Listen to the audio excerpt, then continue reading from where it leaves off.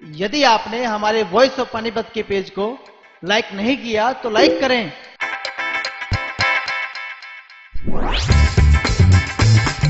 अगर आपने voice of Panipat को सब्सक्राइब नहीं किया तो कीजिए, ताकि आप हमारे से जुड़े रहें।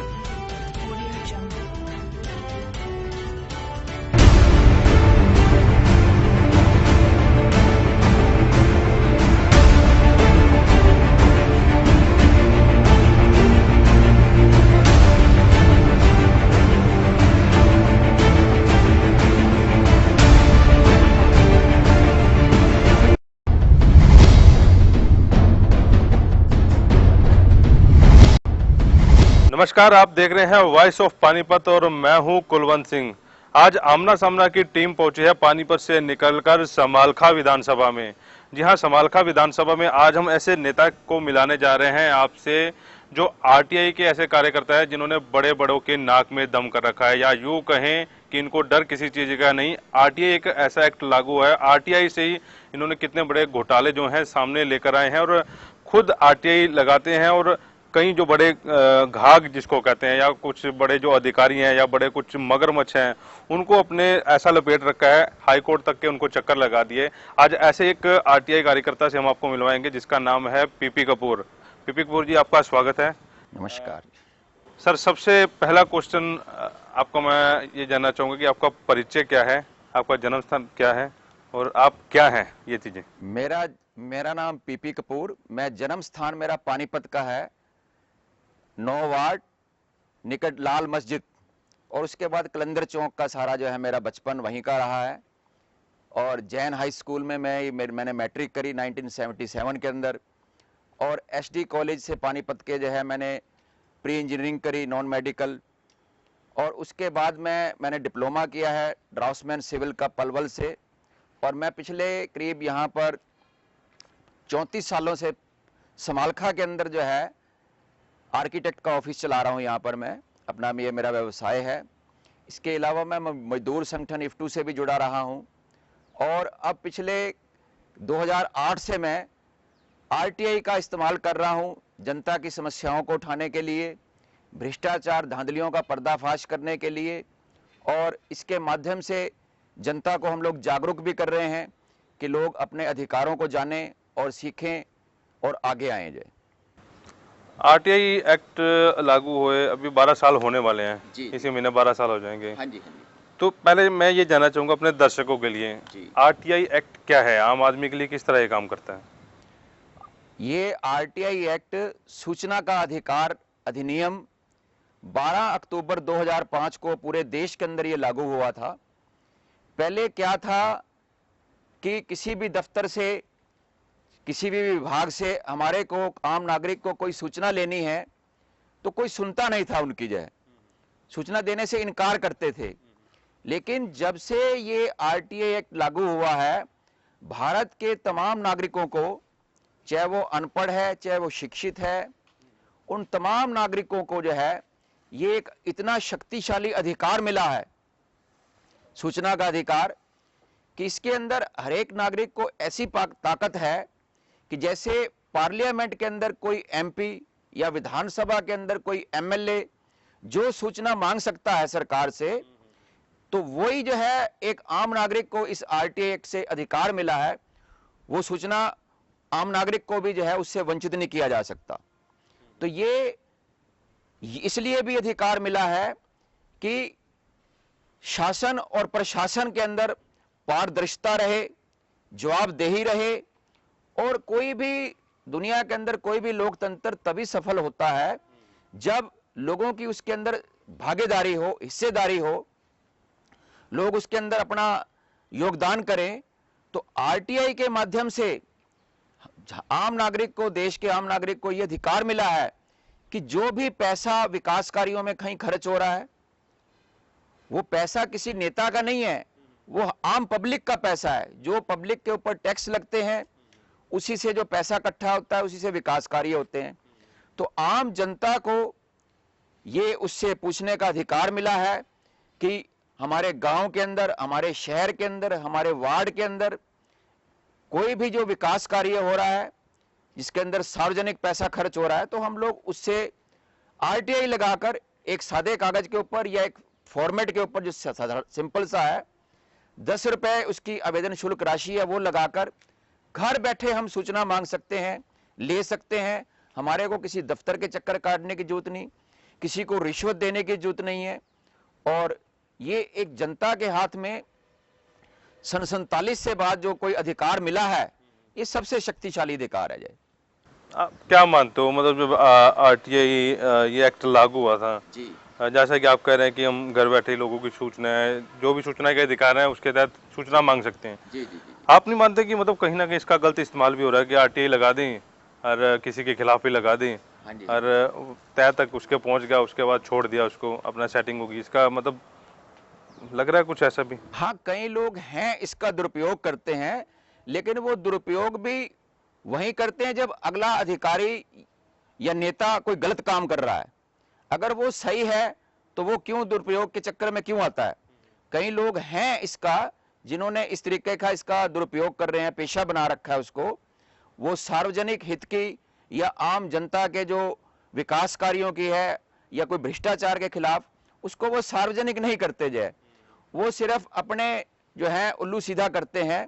लेकिन फिर वो बहुत गिनती के लोग हैं, और अभी तो आरटीआई एक्ट का लोगों को जानकारी ही नहीं दे रही सरकार। जो है आम जनता, पढ़े लिखे लोग भी इसको जो है नहीं जान पाते, क्योंकि जनता को जागरूक ही नहीं किया जा रहा सरकार के माध्यम से। और दूसरा क्या था, इस आरटीआई एक्ट के अंदर ये प्रावधान था, सेक्शन 4 के अंदर, जब ये 12 अक्टूबर 2005 को कानून बना तो उसके अंदर सेक्शन 4 था कि सरकार को तमाम जो सूचनाएं हैं, विभागों को सूचनाएं जितने भी उनके पास उपलब्ध हैं, उनको उनकी वेबसाइट के ऊपर अपलोड करना है, ताकि उसको कोई भी जो है नागरिक जिसको जरूरत है वो सूचना वहीं से डाउनलोड कर सके, निकाल सके। तो ये सरकार ने भी जो है इसके अंदर ये धांधली कर रखी है। वो सूचनाएं जो 6 महीने के अंदर अपलोड करनी थी, आज तक वो अपलोड नहीं करी गई है। तो ये भी दिक्कत है। तो अगर उनको अपलोड कर दिया जाए तो लोगों को भी जो है और सरकार को भी ना दिक्कत हो, जिसको आरटीआई लेनी है वो सारा चीज ट्रांसपेरेंसी रहे, पारदर्शिता रहे। तो ये पारदर्शिता का अभी तक अभाव है। कानून तो बना दिया है, लेकिन शासन और प्रशासन के स्तर पर अभी तक भी इसमें पारदर्शिता नहीं है।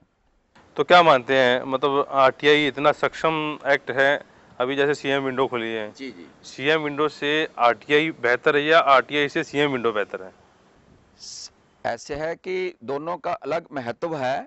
जो आरटीआई है उससे तो हम पूरे देश की, ये सीएम विंडो तो सिर्फ राज्य सरकार तक सीमित है, किसी की अपनी समस्या है। आरटीआई से हम सूचनाएं ले सकते हैं, और सूचनाएं लेकर उसको फिर हम आगे, हमारी जो समस्या है, जनता की समस्या है या कोई पब्लिक इंटरेस्ट का कोई मामला है, वो सॉल्व नहीं हो रहा, तो वो हम आरटीआई से, क्योंकि वो एक ऑथेंटिक सूचना है, हमारे पास कानूनी सूचना है जिसको कोई चैलेंज नहीं कर सकता, आंकड़े हैं और रिकॉर्ड है हमारे पास, दस्तावेज हैं, उनको लेकर हम सीएम विंडो में भी जा सकते हैं, हाई कोर्ट में भी जा सकते हैं, किसी और कोर्ट में भी जा सकते हैं, लोकायुक्त में भी जा सकते हैं। तो दोनों का अलग अलग वो है उसका, क्योंकि आरटीआई से खाली हम कोई समस्या का हल नहीं कर सकते।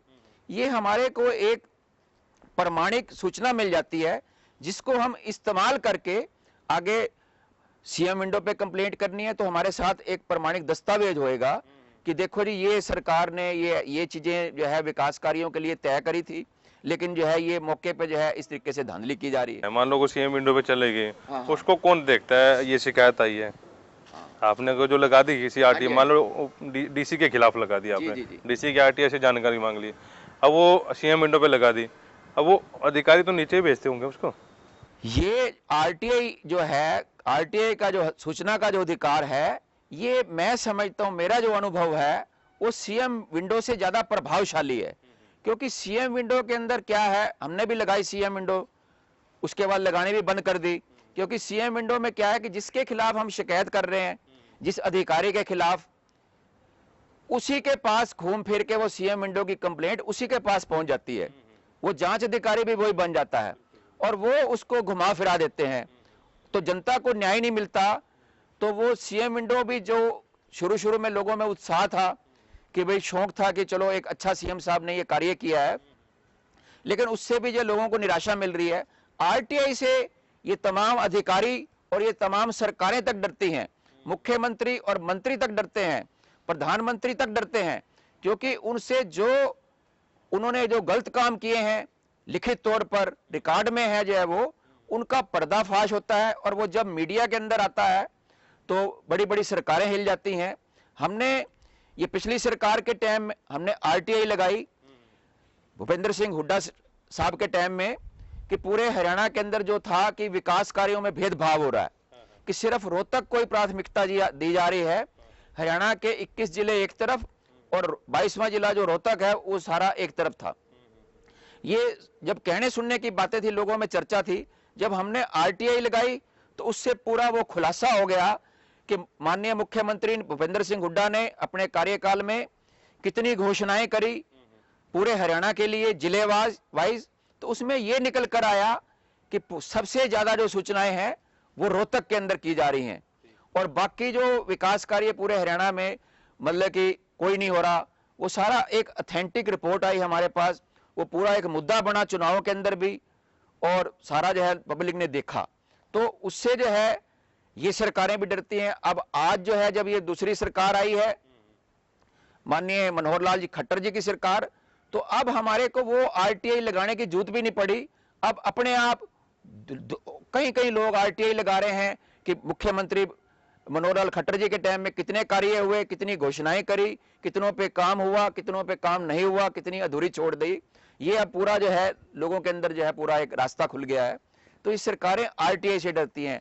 25 करोड़ का अंबाला का मनरेगा घोटाला जो पिछली सरकार के टाइम में हुआ, उसको पिछली जो हुड्डा सरकार थी उन्होंने दबा रखा था विजिलेंस की इंक्वायरी के बावजूद। इस सरकार ने भी दबा रखा था, लेकिन हमने वो आरटीआई से सारे वो रिकॉर्ड लेकर कि देखो जी विजिलेंस ने ये रिपोर्ट करी और उसके अंदर 4 आईएएस अधिकारियों को नामजद किया, लेकिन कोई भी सरकार उनके खिलाफ कार्रवाई करने को तैयार नहीं।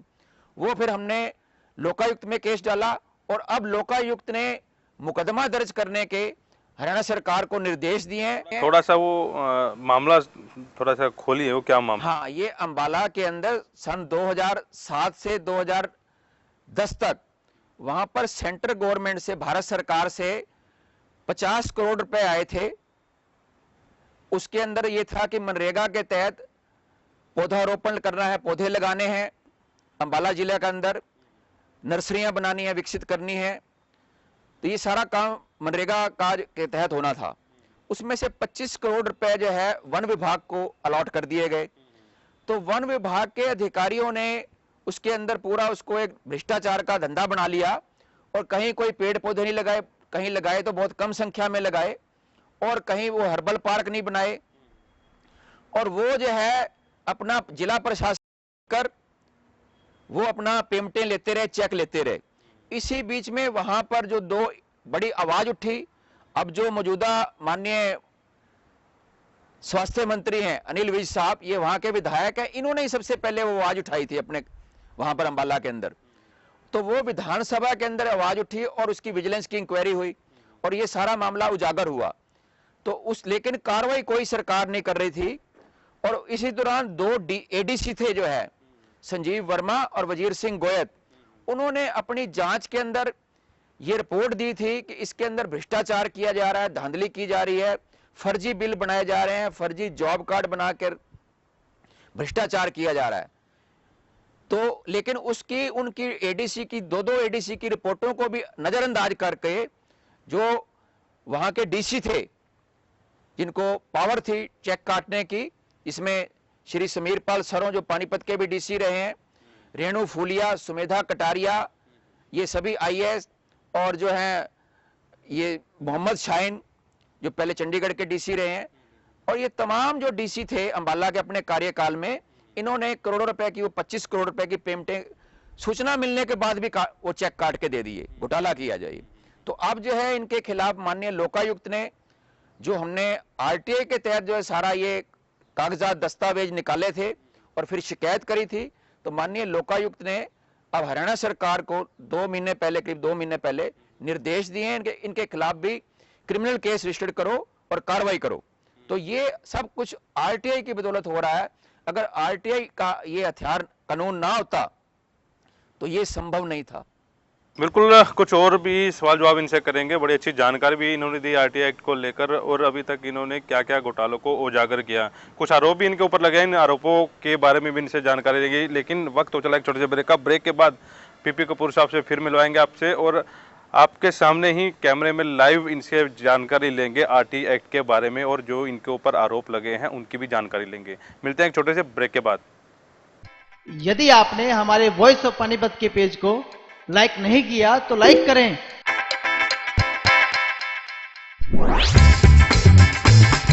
अगर आपने वॉइस ऑफ पानीपत को सब्सक्राइब नहीं किया तो कीजिए ताकि आप हमारे से जुड़े रहें। आप सभी दर्शकों का ब्रेक के बाद आप देख रहे हैं वॉइस ऑफ पानीपत का खास कार्यक्रम आमना सामना। आमना सामना में आज हमारे सामने हैं आरटीआई कार्यकर्ता पीपी कपूर। ब्रेक से जाने से पहले इन्होंने बताया था कि कैसे उन्होंने कुछ घोटालों को उजागर किया और आरटीआई का कैसे इस्तेमाल कर सकते हैं, इनके बारे में भी उन्होंने जानकारी दी। अब कुछ आरोपों के बारे में इनसे बातचीत करते हैं। कपूर साहब, अभी आप 8 साल से आरटीआई लगा रहे हैं, उसी में आप एक्टिव हैं। पहले आप इफ्टू मजदूर संघ के साथ हुआ करते थे। मतलब झंडा उनका लगाया था, जब भी कोई मजदूर के साथ दिक्कत थी आप पहुंच जाते थे फैक्ट्री मालिक। तब फैक्ट्री मालिकों का ये आरोप रहता था कि कपूर साहब को तो पैसे दे दिए तो पैसों का मामला है, उसके बाद सेट हो जाता है।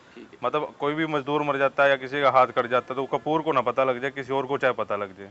कुछ ऐसे भी आरोप आपके ऊपर लगे कि पैसे लेके आपने ये सारा काम करते थे। हाँ, वो हमारे पे मालिक लोग आरोप लगाते थे, वर्करों को भी काफी भड़काते थे। जब हमारा आंदोलन चल रहा था वो ये भी कहते थे कि पीपी कपूर ने पानीपत में हुड्डा में बहुत बड़ी कोठी बना ली है, तुम क्यों उसके चक्कर में पड़े हो। कपूर ने तो जो है 10 किले जमीन बना ली है। वो हमारे को बात करते थे, वर्कर भी बताते थे और हम फिर उनको वहीं पर ही फोन पे ही बताते थे कि भाई वो हमारे को बता तो दो हमारी कोठी कहाँ पर है हुड्डा में, वो हमारे को जो 10 किले जमीन दे रखी वो कहाँ पर है। वो सिर्फ पब्लिक को, वर्करों को भड़काने का उनका वो रास्ता था और वो उनका था, उनका मतलब कि झूठे आरोप लगाते थे। हमारे पास तो ना कहीं कोई जमीन है, ये 100 गज का मकान है, पहले 250 गज का था मेरा, उसको बेच के हमने यहाँ ये 100 गज का बनाया है जी। ठीक है जी, यही है। और एक आपने मामला बड़ा उछाला था, मीडिया में सुर्खियां भी रहा, मजदूरों को जो प्लाट वाला था, श्रमिकों को प्लाट वाला मामला था। उसमें भी एक सीडी सामने आई थी जिसमें पैसों की कोई लेन देन की बात चल रही थी, शायद आपको याद होगा। उसमें भी आपके ऊपर आरोप लगे थे कि कपूर जो है पैसे की डिमांड कर रहे, तभी ये सारा मामला हुआ है। एक तो ये, दूसरा ये कि अब उस मामले में क्या चल रहा है। ऐसे है कि जब हमने वो मामला उजागर किया, हमने हाई कोर्ट में जनहित याचिका लगाई कि इसकी सीबीआई की इंक्वायरी होनी चाहिए और जो ये प्लाट जो है इसके अंदर जो घोटाला किया गया है वो कैंसिल होने चाहिए और जो इन्होंने फ्रॉड किया है तो उनके खिलाफ कार्रवाई होनी चाहिए।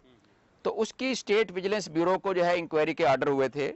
तो जब वो हमारी हाई कोर्ट में हमने ये पीआईएल लगाई थी तो जो प्रॉपर्टी डीलर थे, जो भूमि माफिया के लोग थे, उनको छटपटाहट हुई।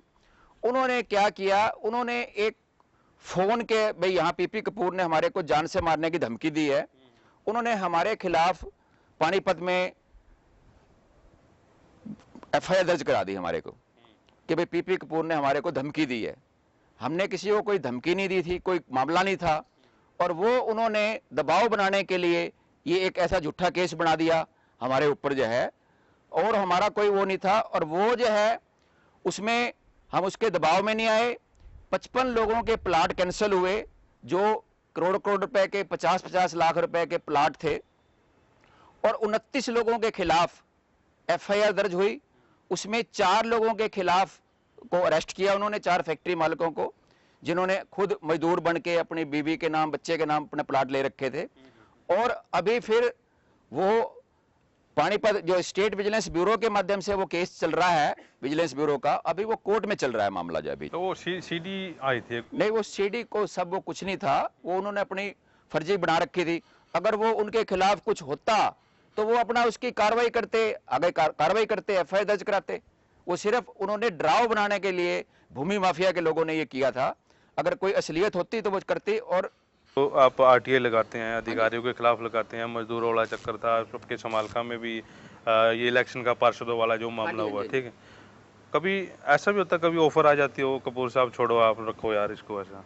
ऐसा है कि ऑफर भी आती है, धमकियां भी आती हैं हमारे को, जाए लेकिन वो अब कम चांस हो गए हैं। शुरू शुरू में ये होता था, क्योंकि अब उनको पता लग चुका है कि ये किस प्रवृत्ति के लोग हैं, ये और मामले को तुम्हारे को उलझा देंगे जाइए।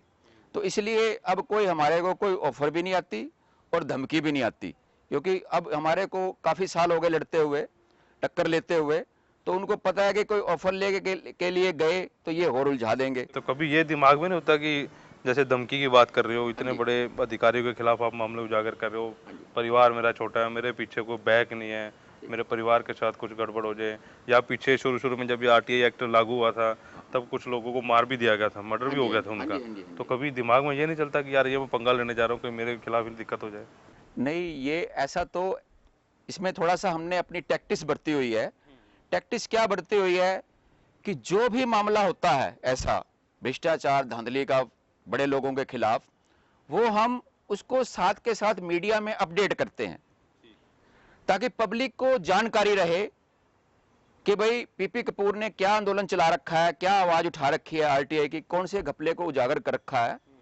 और उससे क्या होता है कि जो विरोधी लोग हैं उनको खतरा रहता है, उनकी जिम्मेवारी बन जाती है पीपी कपूर की सुरक्षा करनी। उनको ये डर रहता है कि पीपी कपूर को अगर जरा भी कुछ हो गया तो पब्लिक तुम्हारे को पकड़ेगी। तो पीपी कपूर का आरोप इतना हो गया कि मीडिया अगर जो आपके खिलाफ छापता तो आप उनको भी टारगेट बना लेते हो, मीडिया को भी? नहीं, मीडिया का ऐसे है, मीडिया को छापे, मोस्ट वेलकम, कोई भी आरोप लगाए, लेकिन हमारा ये है कि हमारा पक्ष भी तो छापे ना, एक तरफा तो ना छापे कि भाई कुछ ही जो है जो विरोधी लोग हैं, जो भूमि माफिया के दूसरे जो लोग हैं, वो कुछ ही कहानी बनाकर छाप दे। अभी एक नेशनल अखबार का भी हुआ था, आपने उसके रिपोर्टर संपादक सबको कटघरे में खड़ा कर दिया। हाँ, उन्होंने, हमने खटकरा, वो हमारा अधिकार है, क्योंकि उन्होंने हमारा कोई पक्ष छापा नहीं। जो हम ये आंदोलन चला रहे थे रविंद्र मछोली एमएलए के खिलाफ और बिकाऊ जो भाजपा के पार्षद हैं, वो लोग जो हैं, जो एक दो पत्रकार थे यहाँ के, वो लोग जो हैं उन्होंने सुपारी ले रखी थी, ठेका ले रखा था कि इनके आंदोलन को फ्लॉप करना है। तो वो हमने सारी जो है वो फाइल तैयार कर ली, सारे कागज तैयार कर लिए और उनके संपादकों को भी नोटिस भेजा, पहले लीगल नोटिस, उनको भी नोटिस भेजा कि ये देखो जी, इस तरीके से जो है ये आपकी भूमिका है आपके पत्रकारों की, आप इसका हमारा आप ये खंडन छापें, ये गलत खबरें छापी हैं आपने, इसका खंडन छापिए, नहीं तो हम आपके खिलाफ मानहानि का केस डालेंगे जे। तो वो अब हम उसकी वो सारा जो है कार्रवाई पूरी हो चुकी है, जो उनको लीगल नोटिस भेजा, फिर रिमाइंडर भी भेजा, अब वो अगले हफ्ते जो है उसको कोर्ट में डाल दिया जाए। तब जब तक आपके पक्ष में छापते रहे तब तक तो ठीक है, जब विपक्ष में छापना एकदम ही आपने कार्रवाई कर दी? नहीं, पक्ष की या विपक्ष की बात नहीं है, वो बार बार लगातार, कोई एक बारी चलो हो सकता है भाई उनको कोई गलती लग गई हो, वो कोई बात नहीं है, लेकिन वो लगातार जो है पूरे आंदोलन के दौरान, जो हमारा आंदोलन चल रहा था, वो एक तरफा खबरें, या तो उन्होंने खबर छापी नहीं, या विदाउट कंटेंट छापी, या जो है ऐसी छापी भ्रामक, जिससे पब्लिक के अंदर ये भ्रम जाए कि ये आंदोलन कोई और चला रहा जाए। आंदोलन हम लोग चला रहे हैं, जनसभा हम कर रहे हैं, उसकी वो खबर छाप रहे हैं कि पीपी कपूर 25 जून को जन पंचायत की सभा होगी, जनसभा होगी, लेकिन उसके अंदर वो एक अखबार कुछ खबर छाप रहा है, बाकी सब अखबार कुछ और खबर छाप रहे हैं, वो गलत पब्लिक को मिसलीड करने के लिए। ये तो उनका नजरिया है, वो तो पत्रकार तो अपनी बात कर सकता है जिस हिसाब से मर्जी लिखे। नहीं, अगर दूसरे अखबार दूसरे उसको चला रहे हैं, अगर जो उसको कोई क्लू मिल गया है, कुछ हिसाब से चला रहा है, तो ये तो नहीं, हमारा पक्ष भी तो छापे ना, हमारा पक्ष तो छाप ही नहीं रहे जाए, वो उनका पक्ष छाप रहे हैं, जो 25-25 लाख रुपए में जो एमसी बिक रहे हैं, या रविंद्र मछोली जो उनको प्रोटेक्शन दे रहा है, हमारा तो पक्ष नहीं छाप रहे जाए वो। तो अभी तो रविंद्र मछरोली के खिलाफ आपने हाँ जी, खोला हुआ है, मोर्चा खोला हुआ है, पार्षदों वाला जो मामला चल रहा है। एक बार दुनिया को तो पता ही है, एक बार फिर मैं अपने दर्शकों के बारे में जानकारी ले रहा हूँ, वो मामला क्या था और अभी उसमें क्या चल रहा है?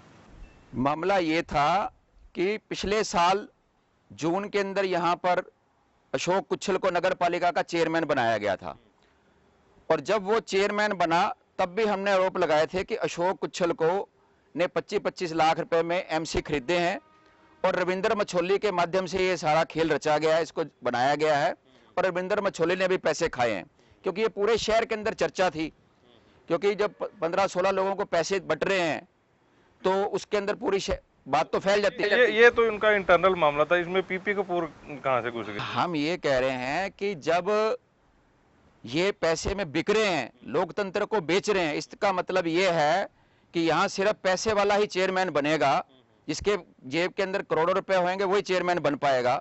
और वो जो चेयरमैन बनेगा तो वो नगर पालिका को लूट के खाएगा, मेरे शहर को लूट के खाएगा, उसका मतलब सिर्फ यही है जब। तो इसलिए हम लोगों ने आवाज उठाई, एक जिम्मेवार नागरिक हैं समालखा के, देश के, तो ये हमारा फर्ज बनता है कि जो भ्रष्टाचार हो रहा है, ये घपले फ्रॉड हो रहा है। और अब जो है रविंद्र मछोली ने क्या किया, अब दोबारा जो है जो अशोक कुच्छल को उससे फिर पैसे मांगने लगा। एमसी जो है फोन पे उससे पैसे मांगने 25-25 लाख, उनकी ऑडियो रिकॉर्डिंग सारी जो है वायरल हुई जो है। तो ये सारा हमने सारा सबूत लेके हमने पानीपत के डीसी साहब को, एसपी साहब को, मुख्यमंत्री जी को, सभी को शिकायतें करी कि इनके खिलाफ एफआईआर दर्ज करके इनकी विजिलेंस की इंक्वायरी होनी चाहिए। उन्होंने जब नहीं कही तो हमने हाई कोर्ट में पिटीशन डाली और हाई कोर्ट ने फिर पानीपत के एसपी को और चीफ सेक्रेटरी विजिलेंस को ये डायरेक्शन दी कि इनकी कंप्लेंट पर कानून के अनुसार कार्रवाई करी जाए। तो अभी करीब 15 दिन पहले यहाँ के पानीपत के समालखा के डीएसपी ने उसी हाई कोर्ट की डायरेक्शन पे हमारे को बुलाकर 6 घंटे तक उसमें हमारे बयान हुए, इंक्वायरी हुई, हमने सारे वो रिकॉर्ड दिए कि रविंद्र मछोली ने कैसे कैसे प्रॉपर्टियां कहाँ कहाँ बनाई हैं इस घपलेबाजी के अंदर दौरान जो है, और कैसे ये इनकी जो सभी जो ऑडियो वीडियो जो जौन सी थी, और जो कुच्छल जो है जो माइक के ऊपर जो है आरोप लगा रहा है, एफिडेविट दे रहा है, वो सारे सबूत हमने उनको दिए जाए। तो ये आप खुद गए थे कुच्छल के पास या कुच्छल आपके पास आए थे कि आप ये संभालो मोर्चा? ये इनका हमारा कुच्छल से कोई मतलब नहीं, ना किसी और से, ये इनका आपस में चल रहा था।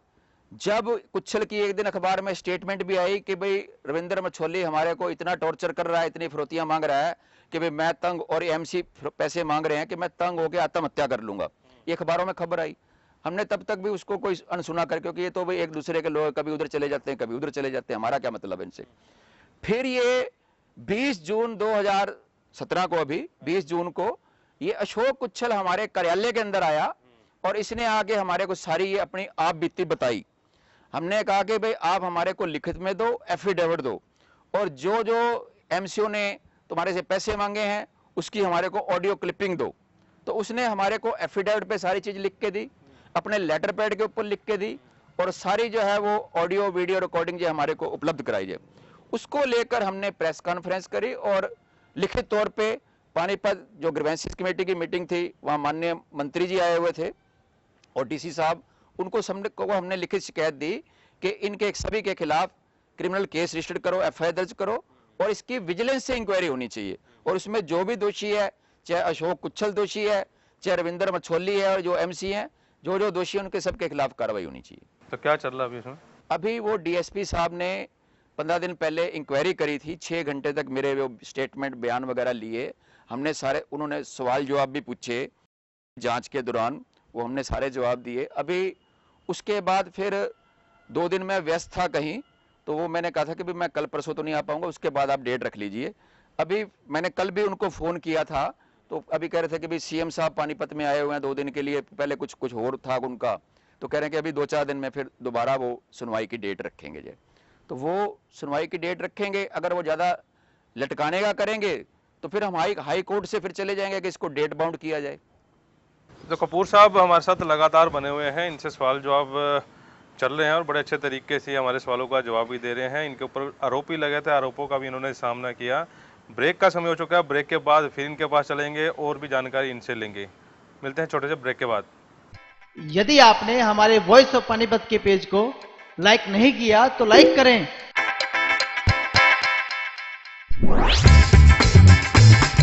अगर आपने वॉइस ऑफ पानीपत को सब्सक्राइब नहीं किया तो कीजिए, ताकि आप हमारे से जुड़े रहें। दर्शकों का ब्रेक के बाद आप देख रहे हैं voice of Panipat web portal channel. हमारे साथ कपूर साहब बने हुए हैं, आरटीआई कार्यकर्ता है।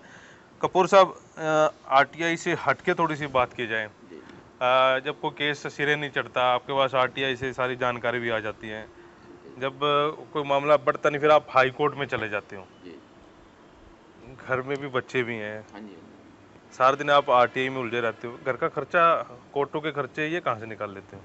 ऐसा है, बड़ा अच्छा सवाल किया है आपने। मैं आर्किटेक्ट का मेरा काम है। मैं बैंकों के भी पैनल के ऊपर वैल्यूअर भी हूँ, 2 बैंकों का, और नगर पालिका से रजिस्टर्ड रहा हूँ। तो मेरा को यहाँ पर 34 साल हो गए हैं समालखा के अंदर ये अपना ऑफिस चलाए हुए। मेरे पास 2 असिस्टेंट भी हैं जो काम करने वाले हैं ऑटोकैड पे।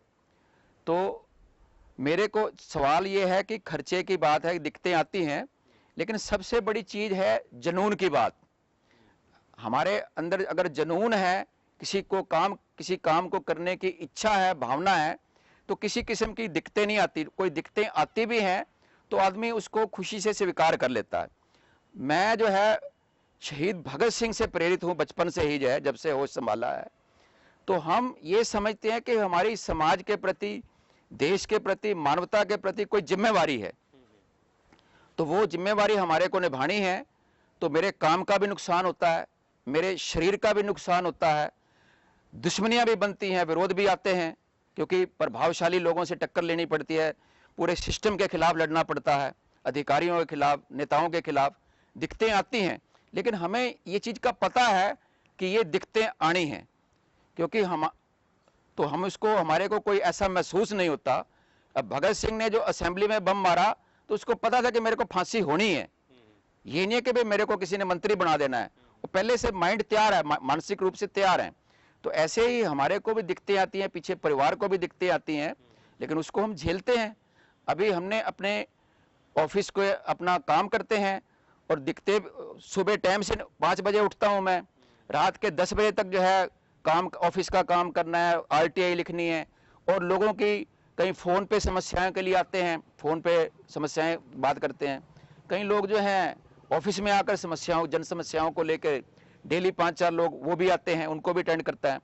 हमारी कई दफ़ा तबीयत भी खराब हो जाती है जय, लेकिन जुनून है, शौक है, इच्छा है, तो उसके आगे जो है फिर ये सारी चीज़ें कोई मैंने नहीं रखती। जो रविंद्र मछोली के खिलाफ आपने मोर्चा खोला, जी, पूर्व जो विधायक थे यहाँ पे, हाँ जी, उनके खिलाफ भी मोर्चा खोल रखा था आपने, खोल रखा है, अभी भी चल रहा है। अभी चल रहा है वो मामला। जी, एक तो उस धर्म सिंह मामले के बारे में जानकारी लेना चाहूंगा, दूसरा एक अपना अनाज मंडी में भी हाँ जी, आड़तियों के खिलाफ भी कुछ हाँ जी, आपने चला रखा है, हाँ जी। उन दोनों के बारे में जानकारी लेने जाएंगे। जो पूर्व विधायक हैं, क्योंकि हमारा ना किसी निजी तौर पर हमारा किसी से कोई मतभेद नहीं है, कोई झगड़ा नहीं है, ना मौजूदा विधायक जो रविंद्र मछोली उससे कोई झगड़ा है, ना पूर्व विधायक धर्म सिंह छोक्कर से कोई झगड़ा है। धर्म सिंह छोक्कर ने अवैध कॉलोनी के अंदर अपनी कोठी बना ली। हमारा सवाल ये था कि जब आम पब्लिक, जो गरीब आदमी है, कहीं मजबूरी में मंजूर शुदा कॉलोनियों में, महंगी कॉलोनियों में, मॉडल टाउन में, पड़ाव कॉलोनी के अंदर जहाँ अप्रूव्ड एरिया है, वहाँ पर वो उसकी कैपेसिटी नहीं है प्लाट को लेने की, वो मजबूरी में बाहर की कॉलोनियों में प्लाट ले लेता है, मकान ले लेता है, और कोई कोठड़ा बनाने लगता है तो वहाँ तो सरकार प्रशासन पहुँच जाता है पीला पंजा लेके, जेसीबी लेके उसको गिराने के लिए कि ये अवैध कॉलोनी है। दूसरी तरफ जो प्रभावशाली लोग हैं, जो सरकार हैं, विधायक हैं रूलिंग पार्टी के, वो इतने बड़े किले बना रहे हैं, उनके ऊपर कोई कानून लागू नहीं होता। सिर्फ हमारा जो बुनियादी सवाल ये था, इसको लेकर मैंने सारी आरटीआई में कागज लेके, सारे डॉक्यूमेंट लेके, मैंने माननीय लोकायुक्त में पिछले 3.5 साल से कंप्लेंट कर रखी है, उसकी वो सारी सुनवाइयां हो चुकी हैं, और वो अब लास्ट स्टेज पे जो है ऑर्डर के ऊपर लगा हुआ है। उसमें ये प्रमाणित हो चुका है कि वहां पर जो है ये अवैध कॉलोनी के अंदर थी, उसमें कुछ एरिया नगर पालिका सीमा, लेकिन अवैध कॉलोनी के अंदर वो पूरा प्रमाणित हो चुका है एसडीएम साहब की इंक्वायरी के अंदर। अब वो क्योंकि प्रभावशाली विधायक रहा है पहले, वो अब भी प्रभावशाली है, बाहुबली भी है, तो वो थोड़ा उसको वहां टाल लेता है अभी, लेकिन अब लास्ट स्टेज पे है। हमने मांग कर रखी है कि इसकी कोठी को भी गिराया जाए, ध्वस्त किया जाए, और जो प्रशासन नगर पालिका के अधिकारी थे जिन्होंने ये कोठी बनने दी अपने कार्यकाल में, उनके खिलाफ भी कार्रवाई करी जाए। अब जो मौजूदा विधायक हैं रविंद्र मछोली, हमारा इनसे भी कोई व्यक्तिगत तौर पे किसी से कोई झगड़ा नहीं है। इन्होंने जो यहाँ नगर पालिका को एक के चेयरमैन पद को एक लूट का अड्डा बना लिया कि हर साल पैसे लेने हैं, चेयरमैन बनाना है। पिछले साल भी पैसे लिए, अब किसी दूसरे से पैसे लेके उसको चेयरमैन बना दिया, करोड़ों रुपया। हमारा सिर्फ झगड़ा इससे ये है, विंदर मछोली से, उसको लेकर भी हम हाई कोर्ट तक भी गए हैं, और अब वो जो है डायरेक्शन जो दी है हाई कोर्ट, माननीय हाई कोर्ट ने, उस पे जो है कि अब वो इंक्वायरी चल रही है, और हम इसको इंक्वायरी को पूरा सर अंजाम चढ़ाएंगे। उसमें चाहे रविंदर मछोली दोषी हो, उसमें चाहे कोई एमसी दोषी हो, चाहे अशोक कुचल हो, सभी के खिलाफ वो हमने कंप्लेंट कर रखी है जी, उनको वो भुगतना पड़ेगा जी। एक आड़ती वाला मामला था ये अनाज मंडी के अंदर, यहाँ पर अनाज मंडी है जीटी रोड के ऊपर समालखा की, मार्केटिंग बोर्ड ने, Haryana state agriculture marketing board ने, वर्ल्ड बैंक की स्कीम थी वो, तो वो यहाँ पर विकसित हुई। तो यहाँ पर जो आड़ती हैं उनके आगे फ्रंट में फड़ है और सड़क है, और पिछली बैक साइड में ग्रीन बेल्ट थी, कोई 30-30, 40-40 फुट की ग्रीन बेल्ट, 40-40 फुट के करीब ग्रीन बेल्ट। उस पे यहाँ पर तमाम जो आड़ती हैं उन्होंने वहाँ पर कब्जे कर लिए पहले धीरे धीरे, और वहाँ पर कमरे बना लिए, स्टोर गोदाम बना लिए। तो जब हमारे को ये पता चला, हमने वहाँ पर उसकी आरटीआई लेके कि भाई पूरी अनाज मंडी के अंदर किन किन आड़तियों ने कब्जे कर रखे हैं, और इनको कितने कितने एरिया पे कब्जे कर रखे हैं, इनकी मार्केट वैल्यू क्या है आज के टाइम में, और लास्ट जो है यहाँ पर जो नीलामी हुई थी किस रेट से हुई थी, यहाँ पर जो जमीनें बेची गई थी, और जो किस किस अधिकारी के कार्यकाल में ये कब्जे हुए, और मार्केटिंग बोर्ड ने इनको कब्जों को, अवैध कब्जों को हटवाने के लिए आज तक क्या कार्रवाई करी है, ये सारी मैंने सूचना लेके तो माननीय लोकायुक्त में मैंने ये केस डाल दिया कि इन कब्जों को, अवैध कब्जों को हटवाया जाए, इन जमीन को खाली कराया जाए। मार्केटिंग बोर्ड की जो जमीन है वो 6500 वर्ग गज जमीन थी, करोड़ों रुपए की जमीन थी, जिसपे ये तमाम प्रभावशाली आड़ती 16 साल से कब्जे करके बैठे हुए थे, और तमाम विधायक इनको सपोर्ट करते थे, क्योंकि जो यहाँ का सेक्रेटरी, उसकी इतनी पावर नहीं थी, वो थोड़ा बहुत कोशिश करता था तो एमएलए उसको दबाव देता था, तो वो आगे कार्रवाई रोक देते थे। तो लेकिन वो मेरे लोकायुक्त में जाने के बाद वो तमाम वो कब्जे हटे। आज वहाँ कब्जे हटे तो वहाँ पर सारी, वहाँ उन्होंने ग्रीन बेल्ट के ऊपर ये टाइलें लगाकर फ्लोरिंग बना दी। वहाँ पर फसल जब आती है तो किसान जो है अपनी फसलें रखते हैं वहाँ पर, उनको जगह खुल गई वहाँ पर, और आगे पीछे जो है पब्लिक वहाँ टहलती है, सैर करती है, खुश रहते हैं वहाँ पर। जो अभी वहाँ पर बैंकों का सवाल है, वो भी मैंने आरटीआई लगा के वो भी शिकायत कर रखी है कि वहाँ पर जो मार्केटिंग बोर्ड ने जो है इनको जो दुकानें दी थी आड़तियों को, वो इस शर्त पे दी थी, बेकायदा एग्रीमेंट था कि यहाँ पर कृषि उपज के क्रय विक्रय के अलावा और कोई कार्य नहीं किया जाएगा, इनकी सेल परचेज के अलावा। लेकिन कई आड़तियों ने वहां पर बैंक खोल दिए वहां पर दुकानों के अंदर। तो हमने कहा कि ऐसे अगर ये देखा देखिए बैंक खोलेगा, कोई शराब का ठेका खोलेगा, कोई हाता खोलेगा, कोई लोहे की दुकान खोलेगा, तो ये किसान अपनी फसल बेचने कहाँ जाएंगे। तो ये सवाल लेकर मैंने आरटीआई लगा के वो लोकायुक्त में कंप्लेंट करी है। अब वो जो है उसमें इंक्वायरी में मेरे आरोप साबित हो गए। अब मार्केटिंग बोर्ड ने सभी दुकानदारों की दुकानें जब्त करने के ऑर्डर कर दिए हैं। अब पोजेशन कब्जा लेने की तरफ बढ़ रही है, और बैंकों को भी नोटिस भेज दिए मार्केटिंग बोर्ड ने कि ये अब इसके मालिक हम हैं, ये आड़ती इसका मालिक नहीं है, किराया हमारे को जमा कराओ मार्केटिंग बोर्ड में जब तक खाली नहीं होती, और हम इसको पोजेशन लेने के लिए भी कार्रवाई कर रहे हैं। अब उसमें से कुछ बैंक तो बाहर निकल कर आ गए हैं खाली करके। तो ये लड़ाई भी हम लड़ रहे हैं, अभी वो मामला चल रहा है हाई कोर्ट के अंदर। तो कभी ऐसा नहीं होता कि अब कपूर साहब किसी सरकारी दफ्तरों में जाते हैं, एक खौफ हो जाता है भी पीपी कपूर आ गए हैं कि पहले तो इनका काम करो यार, कुछ ऐसा कभी देखने को मिला? ऐसा है कि मेरा कभी कोई पर्सनल कोई काम नहीं होता। ये जरूर होता है कि मेरे नाम से कई लोग, मुझे जानकारी मिलती है, कई लोग फोन कर देते हैं कि नहीं तो जी फिर मैं पीपी कपूर के पास जा रहा हूं, और उनका काम सुनने में आया कि वो जल्दी हो जाता है। और मेरे नाम से कुमारी शैलजा जिस टाइम सेंटर के अंदर मिनिस्टर थी टूरिज्म डिपार्टमेंट की, पिछली कांग्रेस सरकार के टाइम में, और उनके डिपार्टमेंट के, tourism department government of India के जो उनके चीफ सेक्रेटरी थे सेंटर के अंदर, आईएएस अधिकारी कोई, मेरे नाम से उनके खिलाफ शिकायतें कर दी गई भ्रष्टाचार की। मेरे को तो मामला भी नहीं पता कि उनका क्या मामला है, क्या कहानी है। मेरा नाम लिख के, मेरे साइन करके, मेरा नेट से मेरा एड्रेस देख के शिकायतें कर दी गई वो chief vigilance commissioner government of India को, सीवीसी को। वो फिर वहां से मेरे को लेटर आया कि भाई ये आपने कंप्लेंट करी है, आप इसके साथ हमारे को एफिडेविट दे दो कि भाई आपने कंप्लेंट कर रखी। अब मेरे को तो उसका मामले का पता भी नहीं क्या मामला है, जाए वो तो मैं अब क्या तो एफिडेविट दूं और क्या कार्रवाई करूं। तो वो मतलब कि इस तरीके से भी मेरे नाम का कई लोग मिसयूज करते हैं कि पढ़ लेते हैं कि भाई आरटीआई एक्टिव कार्य करता है तो इसके नाम से कंप्लेंट कर दो। चलो जाते जाते मेरा लास्ट सवाल आपसे ये है कि अभी आरटीआई के ऊपर आपने अच्छी जानकारी दी, 12 साल होने वाले हैं आरटीआई एक्ट को लागू हुए। लास्ट में आप हमारे दर्शकों के लिए आरटीआई के बारे में क्या अहम जानकारी देंगे और 12 साल होने पर आपका क्या संदेश है? 12 अक्टूबर 2005 को पूरे देश के अंदर ये आरटीआई कानून, सूचना का अधिकार कानून लागू हुआ था। 13वीं वर्षगांठ है जिसको राष्ट्रीय सूचना अधिकार दिवस कहते हैं, वो आने लग रहा है 12 अक्टूबर को। तो हमारा ये आम लोगों से अपील है कि आरटीआई एक्ट जो बना हुआ है ये इतना आसान और सरल कानून बना हुआ है। कोई ये कानून ऐसा नहीं है कि भाई जैसे आदमी कानून के नाम से लोग समझते हैं कि भाई कानून कोई बड़ी कोई जटिल चीज है, कोई किताबें पढ़नी पड़ेंगी, किसी वकील के पास जाना पड़ेगा। इसमें किसी को किसी वकील के पास जाने की जरूरत नहीं है, कोई पैसे खर्च करने की जरूरत है। कोई भी आम नागरिक, चाहे वो 2-4 क्लास 5 क्लास कुछ भी लिखना पढ़ना जानता है, वो आरटीआई लगा सकता है। ये बिल्कुल साधारण सा सिस्टम है उसका। आप सादे कागज पे भी लिख सकते हैं, एक फॉर्मेट आता है सीधा सा, उस पे भी लिखकर अपनी कहीं भी आप आरटीआई लगा सकते हैं। और उसके साथ 10 रुपए का पोस्टल ऑर्डर लगाना है। अभी कई लोग संकोच करते हैं कि हम आरटीआई क्यों लगाएं, हमारे को क्या मतलब।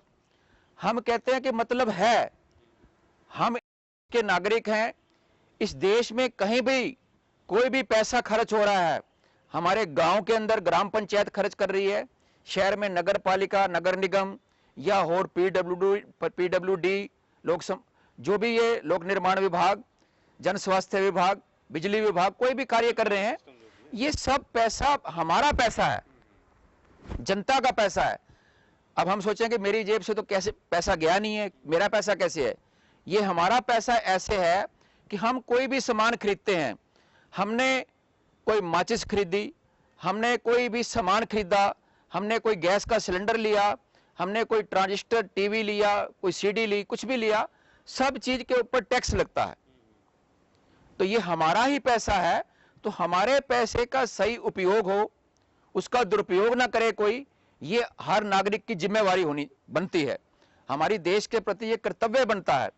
अगर हम इसको जो है इन पार्षदों के जिम्मे छोड़ देंगे, इन नेताओं के जिम्मे छोड़ देंगे, इन विधायकों और एमएलए एमपी इनके जिम्मे छोड़ देंगे, तो ये फिर जो है समस्या हल होने वाली नहीं है।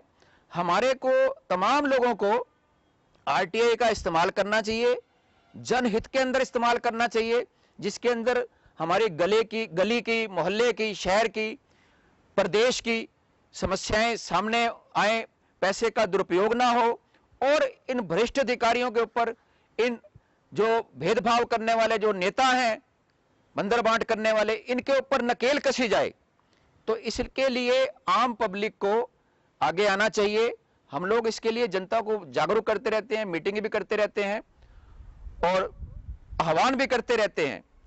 ये बड़ा दुर्भाग्य है कि 12 साल पूरे होने जा रहे हैं, लेकिन आम पब्लिक 95% पब्लिक अभी तक जो है इससे जानकारी से वंचित है, क्योंकि सरकार भी नहीं चाहती कि भाई लोग इसको सूचना के अधिकार को जाने, क्योंकि सरकार तो पहले ही इसको बनाकर जो है कि भाई गले की फांस बन चुका है सरकार की। क्योंकि अब सरकार ने पहले तो ये समझा था कि लोग छोटी मोटी आरटीआई लगाएंगे कि मेरा राशन कार्ड क्यों नहीं बना, मेरा जो है राशन कार्ड से नाम कैसे कट गया। उनको ये नहीं पता कि पीपी कपूर जैसे भी बैठे हैं। ठीक है जी, तो वो अब उनको नहीं पता था।